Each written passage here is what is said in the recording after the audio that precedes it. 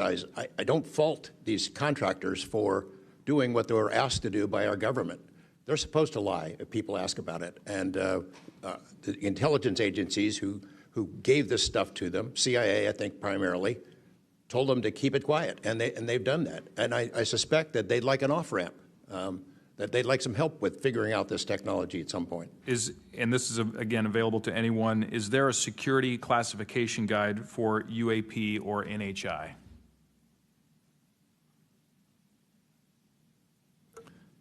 I remember in the 2003 or 2023 hearing, it was stated that all UAP-related material is classified secret or above. I have a name for you. Go ahead. Glenn Gaffney, CIA. Glenn Gaffney, CIA. Another question for you, Mr. Knapp. What is, in your view, having investigated this issue for so many years, what is the long game with respect to disclosure of this information to the public? Because with the advent of essentially a video camera and a high megapixel phone in everybody's pocket, at some point this information is going to be impossible to withhold from the public. What do you think is the long game here? Well, the secret's out. I mean, how many videos have there been already? You know, videos that are leaked from within the military and intelligence agencies and contractors and sensor platforms. It's out there. But they have the high ground. The people that don't want us to take it seriously dismiss it, discredit the witnesses, come up with a cover story. I mean, it's been out there a long time. The public senses that it's real, and the people in authority dismiss them. It's a game that's been going on a long time, and I don't think they're ever going to release it. I think that there's an attitude among the people that have been involved in this for a long time that the public doesn't deserve to know, and that the public probably can't handle it, but they can. Final question, again, this one's open to anyone who'd like to answer it. Describe your understanding of the org chart or lines of control within the executive branch with respect to these topics.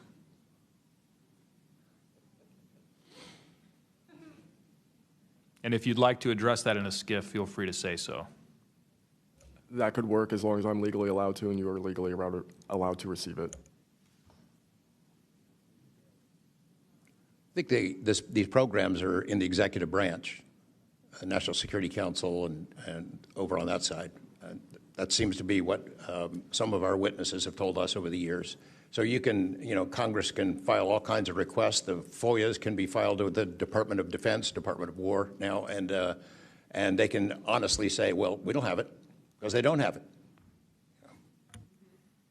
Thank you. Is there anything in my remaining 30 seconds that you'd like to share on any of these questions that I've asked you today?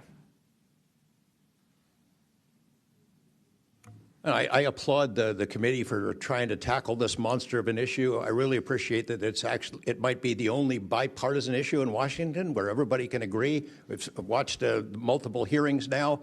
Everyone is asking the same kind of questions, whether right or left, and honestly want the answers. And Chairman Luna, Chairwoman Luna, I appreciate your dedication to this, Tim Burchett and the other members, for sticking with it, because it's come up in Congress before, and they had hearings, and then they dropped it for 50 years. So it's going to take a lot of time to get to the bottom of this, and I applaud your commitment to getting to the truth. Thank you, Mr. Knapp. Pursuant to Committee Rule 9C. Madam Chair, can I ask a parliamentary question of you? Yeah, sure. Does this subcommittee have the authority to do subpoenas? Task force. So the task force, to answer that question, has to do it through full committee. Okay. So, and also in regards to immunity, which to Mr. Borland's point, we are going to be doing a motion to ask for immunity for you and a few other people to come into a skiff and tell us what you know without being subject to the Espionage Act, et cetera. Thank you, ma'am. So that's just kind of an update. But as a task force, because we are not a full subcommittee and there are certain authorities that haven't been granted to us, probably because they don't want us to have it. But there are ways to work around it, so we're kind of figuring that out. Pursuant to Committee Rule 9C, the majority and minority will have an additional 30 minutes each to ask questions of the witnesses without objection. So ordered. With that being said, if you guys want to jump in the queue, I know Representative Crane, Burleson, and likely Burchett have a few more questions. I'll just start out with two, and then I'll pass the buck to Burleson. Burchett, do you have anything? Burchett, and then Crane.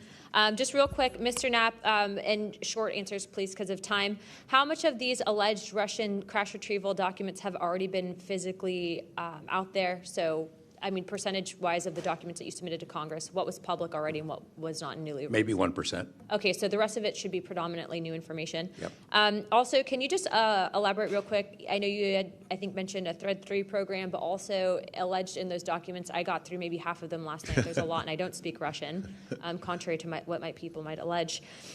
What does the Thread 3, was there any specific programs that existed within the Soviet government or groups to specifically investigate this by name real quick?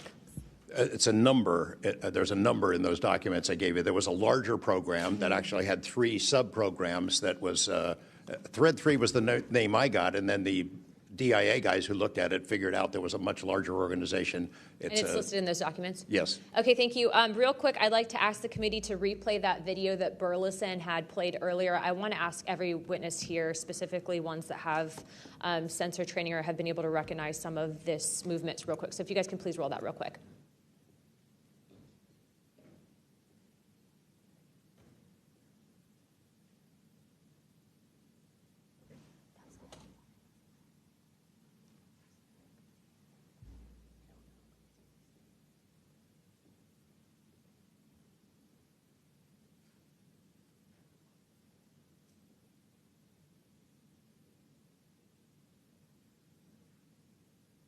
Okay, while this is still rolling, Mr. Nusatelli, real quick yes or no answers. Are you aware of anything in the government, United States government arsenal that can split a Hellfire missile like this? No. And do whatever blob thing it did and then keep going? Nothing? Nothing. All right, how about you, Chief Wiggins? Nothing to my knowledge, ma'am. Okay, and how about you, Mr. Borland? I prefer to answer that in a skiff. Okay, does this video scare you guys? Yes or no? Yes. Wiggins? Yes. Nat? I had a different reaction. I was really happy that it got out. Thanks for providing Curiosity that, kills the Congressman. cat. All right, Mr. Borland? Yes, for Okay. All right, that is the end of my questioning. I'd like to now recognize Mr. Crane. Thank you. Chief, I was on a ship for a little bit. I was a gunner's mate on the USS Gettysburg for a couple of years. My question to you is, when you had your encounter and you saw it on the screen, you were in the CIC, is that correct? That's correct. On an LCS ship, the CIC is on the bridge, so it's called ICC-1, but yes, same. Did a bunch of the other folks in the CIC come and check out what you were looking at? Yes, we all did. The tactical action officer, myself, the RCO, and 2 others that were on watch. We were all in the same space, so we were all looking at the Sapphire screen all at the same time. Because in the other couple instances with the witnesses, you guys just saw it by yourself. Is that correct? Mr. Borland, you saw it by yourself? me, yes, sir. Mr. Nusatelli, you saw this by yourself? No, there were multiple witnesses in every case at Vandenberg. Okay. So, Chief, did that spread like wildfire throughout the ship in the next day or two, what you guys had seen?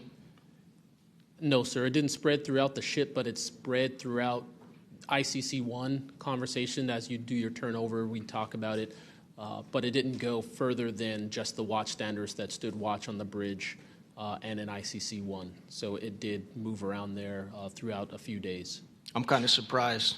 Stuff usually spreads around the ship pretty fast. Why do you think the rest of your fellow sailors on the boat didn't hear about it?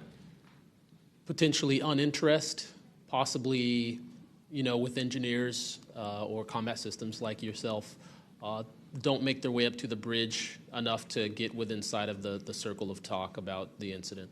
Was it hard for you to get permission from the Navy to bring that video? I myself didn't bring the video. I just saw the video. When I saw the video, I got in touch with Admiral Gallaudet. That's how I wind up knowing about the video itself when I first talked to the Admiral. And you can hear my voice at the back end of the video, and I was like, hey, that's my voice, and I wanted to talk about it. How long did that encounter take place, Chief? So the encounter itself from the time I recognized on my radar to the time after the video ends was probably about 5 to 7 minutes. What speed was the object moving at? When I first witnessed off the port bridge wing the object moving out of the water, what I thought was originally just a light on the water, something on the horizon, and surfacing and going into the air, I then knew it was an air contact. But as an air controller myself, I started thinking and going through kind of like my checklist in my mind. Could it be a helo? But it's not blinking lights.